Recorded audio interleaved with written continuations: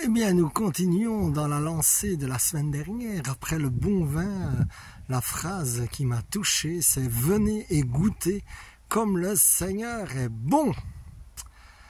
Alors, moi, ce qui me frappe, je ne sais pas, quand j'étais petit, j'étais un enfant très difficile, alors que parfois, il y a des enfants qui, on leur présente des choses, on leur dit « vois comme c'est bon », et puis hop, ils mangent, et puis on les voit manger, là, de bon appétit.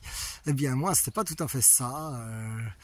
J'étais très méfiant, et c'est vrai que quand on goûte quelque part de bon appétit, souvent, c'est qu'on a confiance. Et donc moi j'étais très méfiant et donc goûter des nouvelles choses, je connais pas, non, je ne veux pas. Et donc c'était assez compliqué pour me faire manger. Alors maintenant, par contre, je veux manger les bonnes choses que le Seigneur donne. Et le Seigneur, eh bien, il passe vraiment par nos sens, quoi. Et donc le goût est un sens très important. Socialement, c'est très reconnu de partager un repas, etc. Et donc il y a plein de joie dans les saveurs. Alors le Seigneur est bon. Je l'ai goûté. Eh bien oui, je l'ai goûté encore récemment. Comme je racontais cette prophétie que j'avais reçue à Gagnères, où le Seigneur avait vu que j'étais seul pour voyager et que dorénavant il me donnerait des belles personnes.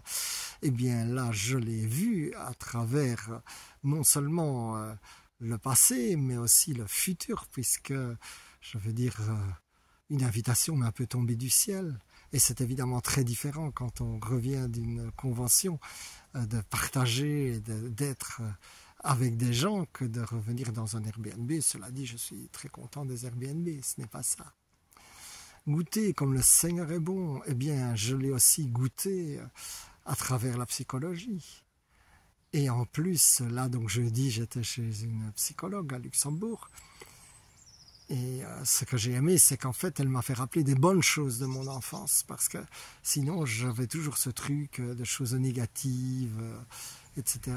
Et même s'il fallait un peu chercher, il y en a aussi eu des bonnes. Alors je voudrais vous partager une bonne, là où le Seigneur était bon, alors que je ne le connaissais pas. Eh bien, c'est mon cousin Denis.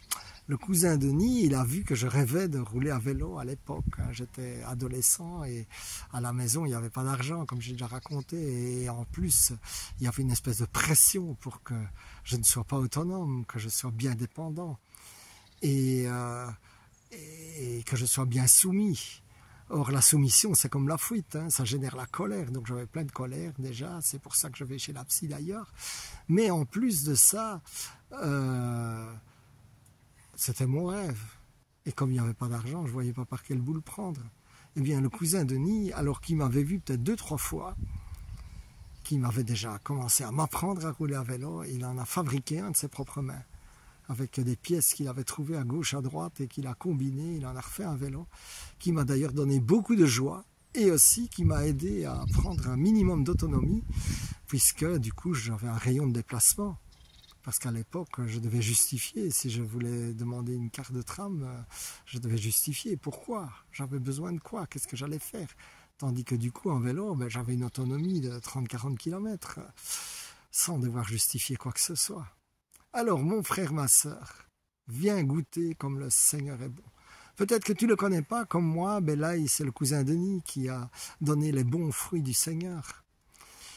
Eh bien, je prie maintenant, mon frère, ma sœur, que tu puisses de plus en plus goûter, que tu n'aies pas peur, que tu ne sois pas réfractaire comme moi quand j'étais enfant. Non, je ne veux pas du nouveau, parce que ce que j'ai n'est pas bon, mais je ne veux pas du nouveau. Non, non, que tu sois plein de confiance dans la vie. Et là, j'apprends de plus en plus à goûter la vie.